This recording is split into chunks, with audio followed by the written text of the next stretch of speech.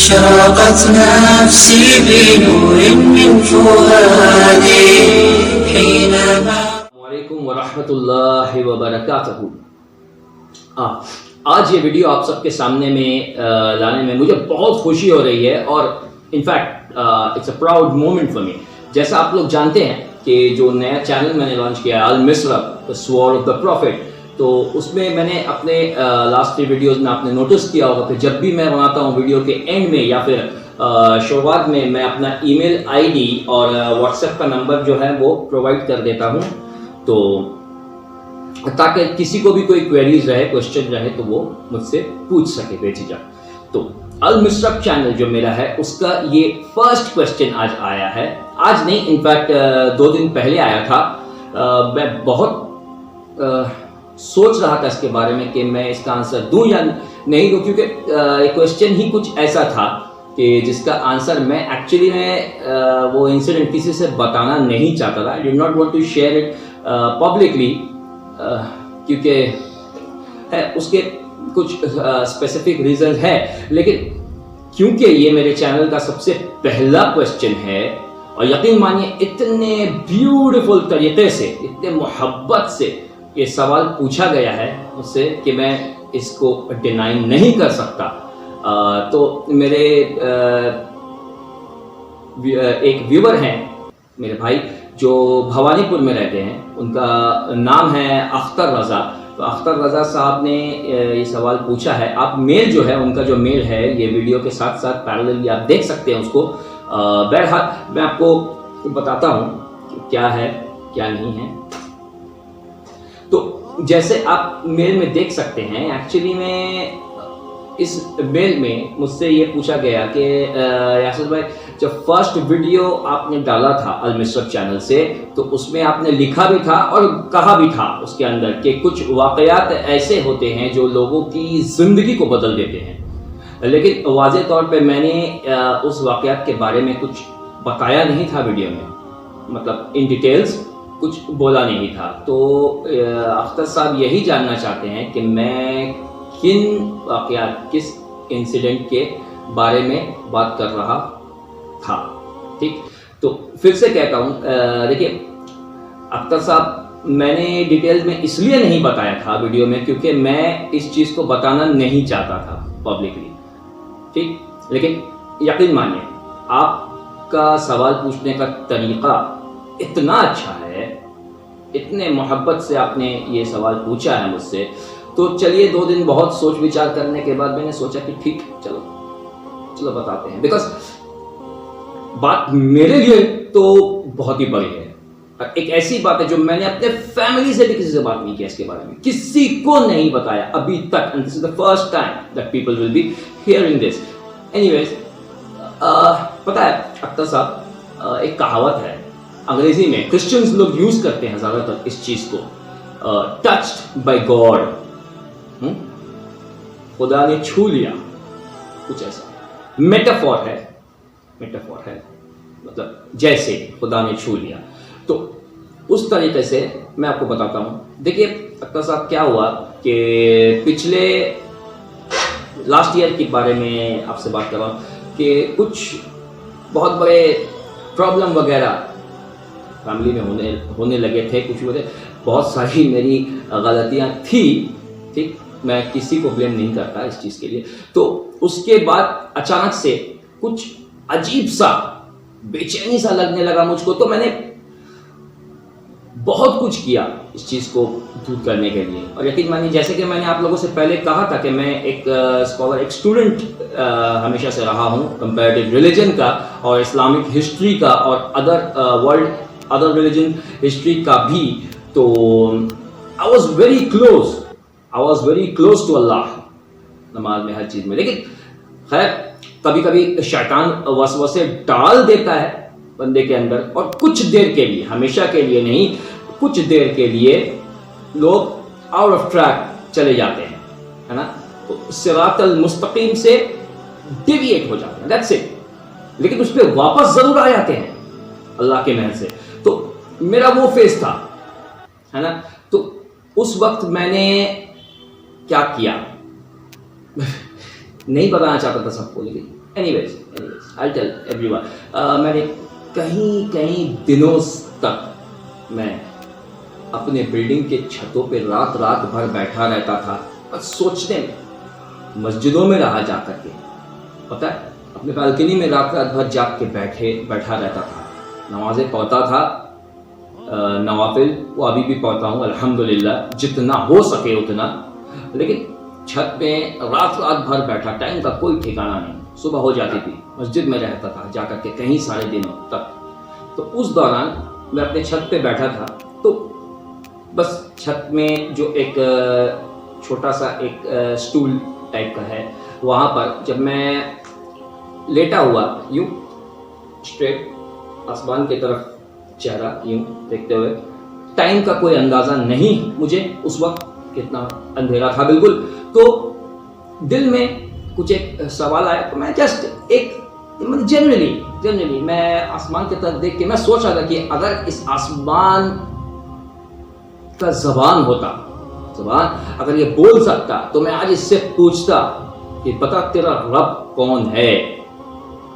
ये सवाल, ये बस इतना सिर्फ कि तेरा रब कौन है, ये इतना सा चीज मेरा सिर्फ बोलना था कि सडनली अजान शुरू हुई। वो फजर की अजान थी, अब मुझे टाइम का अंदाजा नहीं था, मुझे नहीं पता था कि फजर की अजान अभी होने वाली है, ठीक है। तो फजर की अजान थी, जैसे ही मैंने ये सोचना एट द एंड पॉइंट पे पहुंचा कि आसमान से पूछता कि तेरा रब कौन है, and at that particular moment अल्लाहु अकबर अजान शुरू हुई थी। This was the first line and I was, मेरे आई लिटरली हैड गूज़बम्प्स, मेरे आंख भर आए थे बिल्कुल, and I jumped up on the stool, उठ के बैठ गया मैं, like someone out of sense। बहरहाल I recollected myself and I prayed my फजर की नमाज वहाँ छत पे पढ़ के मैं वापस आ गया।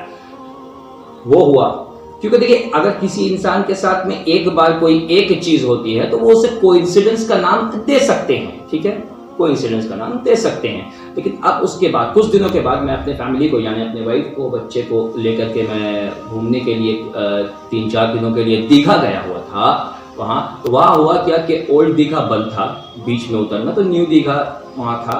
बच्चे की बहुत जिद थी घूमने की, तो मैं ले गया उन लोग को। बहरहाल जब करीब सुबह के 11 बजे होंगे नेक्स्ट डे जब हम लोग पहुँचे, तो बीच में जाने के लिए, न्यू दीघा के बीच में अगर आप लोग कोई गए होंगे आपको पता होगा कि एक रोड जो है वो रोड काफ़ी एक पतला सा रोड जाता है और उसके नीचे से एक स्लोप इमीडिएटली बीच के लिए स्टार्ट हो जाता है, और ऊपर में यहाँ वो सब नारियल पानी वगैरह जो बेचते हैं ना, वो लोग रहते हैं।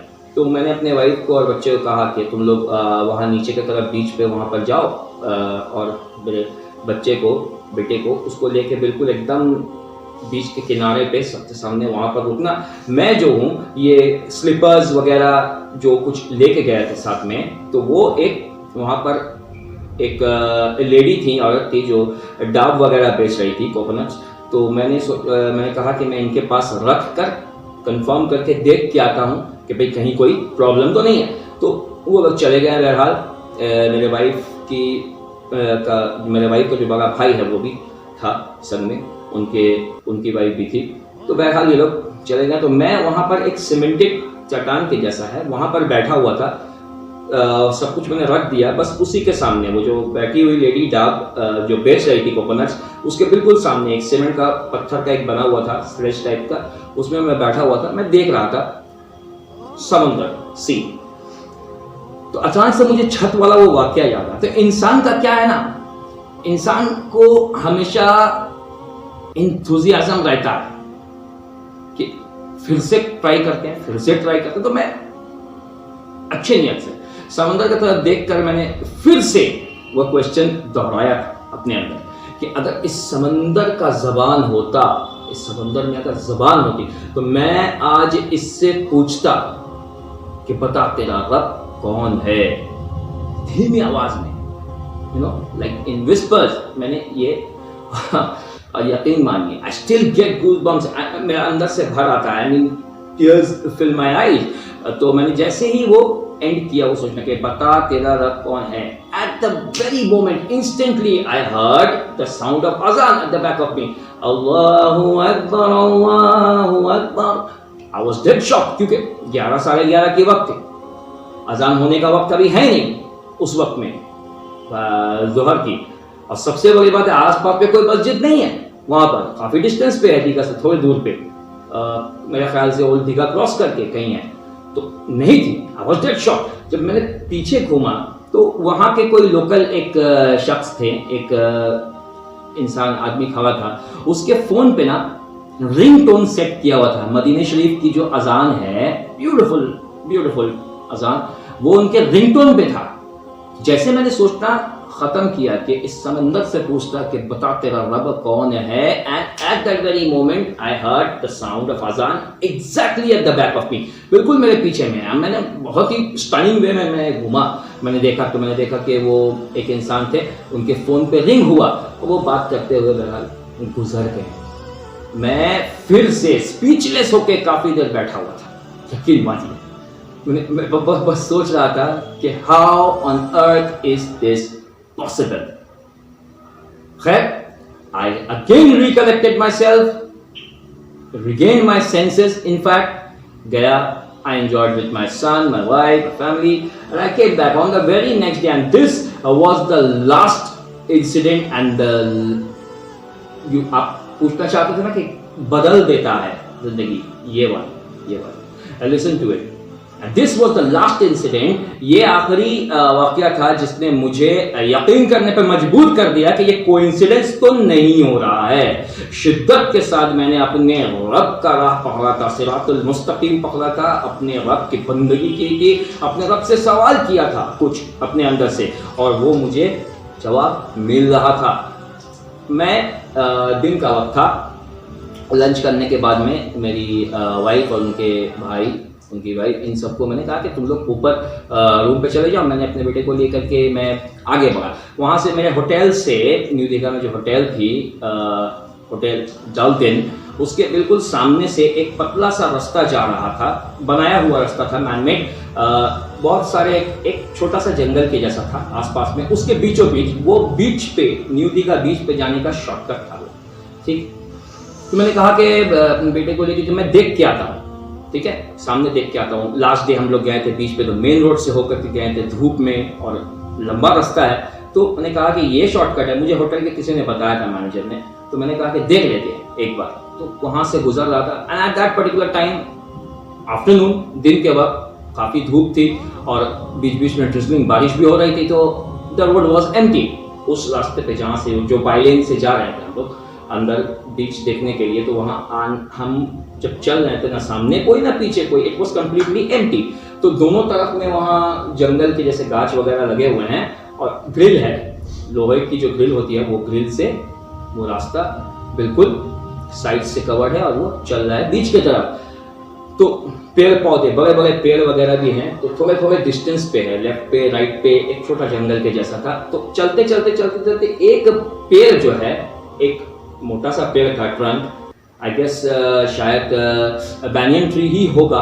तो it was in very close proximity, बहुत करीब, वो जो लोहे के ग्रिल उसके बहुत करीब, इनफैक्ट कुछ इस तरह से निकला था, तो लोहे के ग्रिल के सामने ऊपर से भी वो थोड़ा बाहर की तरफ आ जाता रास्ते पे, कि लोगों, अगर लोग चलेंगे तो उस पेड़ की तरफ में मुतवज्जे, यानी उनका नजर जरूर जाएगा, because that's the only closest tree on the grill.